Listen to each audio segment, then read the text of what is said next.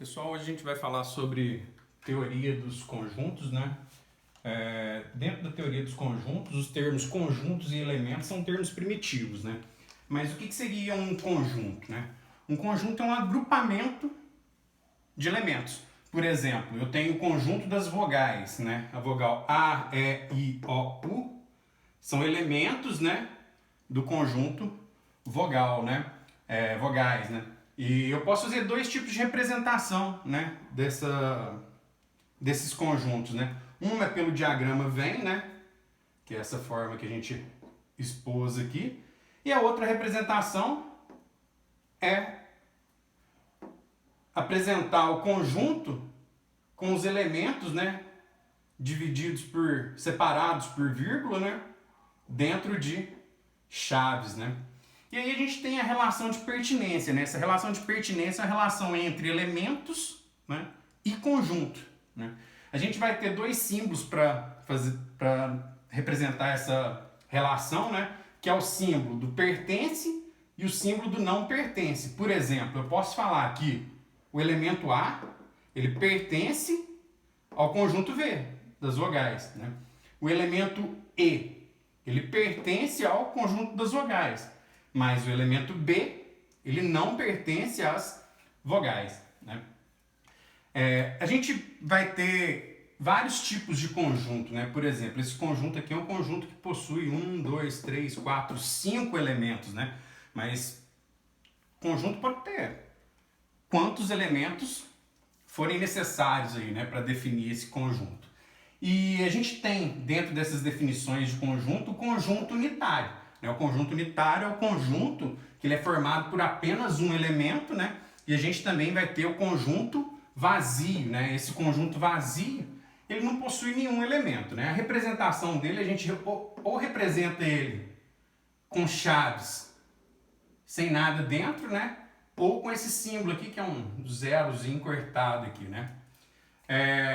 E entre conjuntos, a gente vai ter outra relação, que é chamada de relação de inclusão, né? Se a gente pegar, por exemplo, dois conjuntos, né?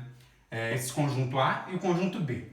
E esse conjunto A, ele está dentro do conjunto B, né? Então a gente pode usar esses símbolos, né, contido e contém, para expressar, né, essa relação entre esses conjuntos, né? Então a relação de inclusão é uma relação entre conjuntos e a relação de pertinência é uma relação entre elemento e conjunto, né? Então, por exemplo, eu posso falar que o conjunto A, ele está contido no conjunto B, né? Ou eu posso falar que o conjunto B contém o conjunto A, né?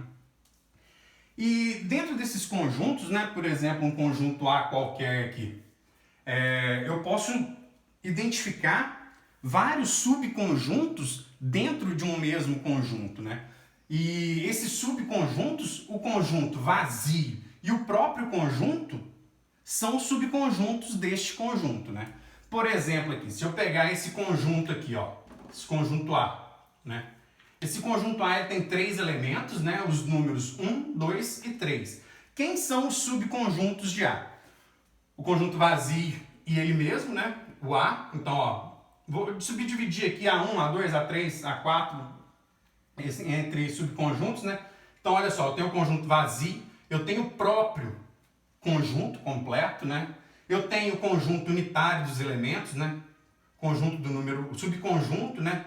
Do número 1, subconjunto unitário do número 2, subconjunto 3, o conjunto formado entre 1 e 2, subconjunto 1 e 3, né? O 2 e o 3, né? Ah, mas e se tivesse muitos elementos aqui, como que eu faria para determinar qual a quantidade de subconjuntos que esse conjunto vai poder me oferecer, né? Então, ó, se o conjunto A ele tem N elementos, né, eu consigo calcular o número de subconjuntos, né, com essa relação aqui, né? O número de subconjuntos é igual a 2 elevado a N, que é o número de elementos. Por exemplo, o A aqui, ó, tem 1, 2, 3 elementos, né?